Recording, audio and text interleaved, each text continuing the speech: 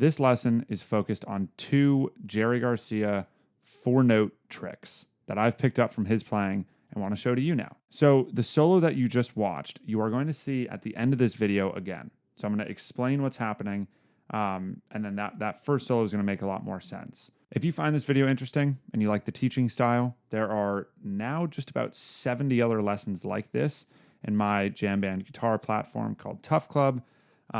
There's also a bunch of tablature and mini lessons, so you never really get bored with all the jam band guitar stuff. If you want one-on-one teaching from me, you can also book a call with me and we can go through, I can build you a plan.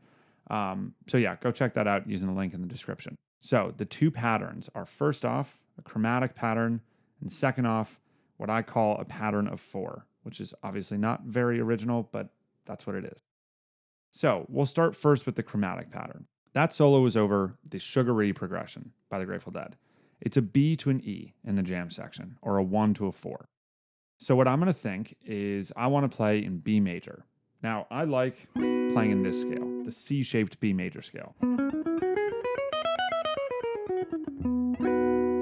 Technically, you could play in B Mixolydian, but we're just going to focus on B major for right now. So this is the scale.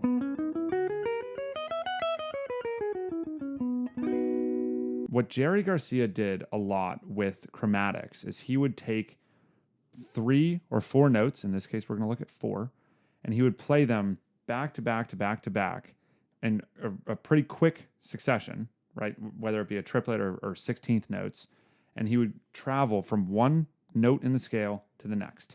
So in this case, we're going to take the high E string, for example. There are these 3 notes from the major scale. This is the 3rd note in the scale, the 4th note, and the 5th note. What we're going to look at is how to connect these with chromatics.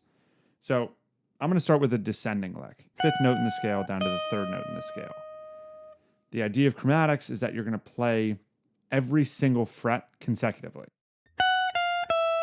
So like that, right? If I continue to play it all throughout the neck, or all throughout the scale, right?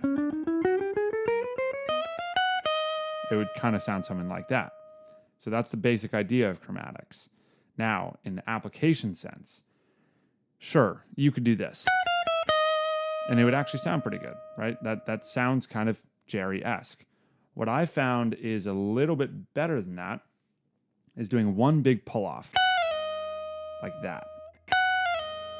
So I'm starting on that highest note and pulling off to each one of these frets in immediate succession. Right? So that's kind of the pattern. Now you can do this in many different ways. You could do a hammer-on thing, like that. You could go down and then come up a note, like that. And you can do this in different places.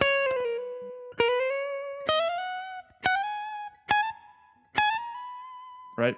So you're not just restricted here, but that's the idea. It's a 4-note pattern, you're playing chromatically, and it has some sort of rhythm to it. Like I said, you can play this if you want to, but I find this a little bit more interesting. So keep an ear out and an eye out for that when you then watch the solo again at the end of this video. The second 4-note trick that I've picked up from Jerry's playing is what I called the pattern of 4 before. So again, it's not very original. You're going to see why I call it that and why it's kind of hard to come up with another name for it. If we're talking about this scale, right, this B major scale, the pattern of 4 would work like this. You play the first 4 notes in the scale, and then you come down to that second note, and you play the next 4. Then you come to this note, play those 4.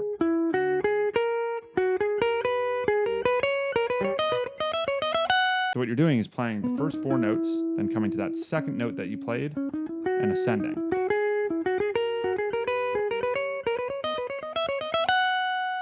Now, when you do it quickly, it sounds like this.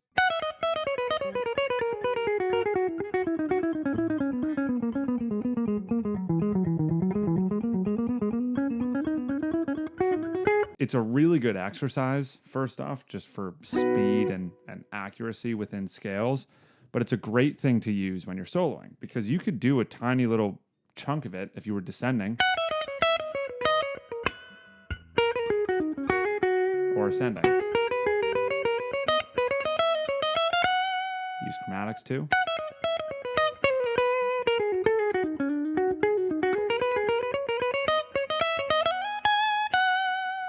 Right? So that's it. It's a 4-note pattern, and you're either ascending or descending. Now, I would recommend practicing this with a metronome. That's how you're going to control your speed.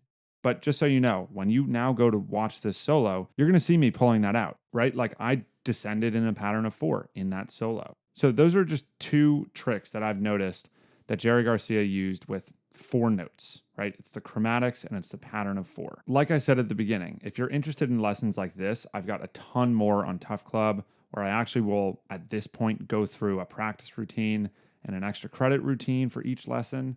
If I could give you just a very, very brief one, considering this is a YouTube video, I would recommend going to something like a sugary backing track and just practicing these techniques on your own, in your own fashion. I showed you the 2 tricks, whether it be the chromatics or the patterns of 4.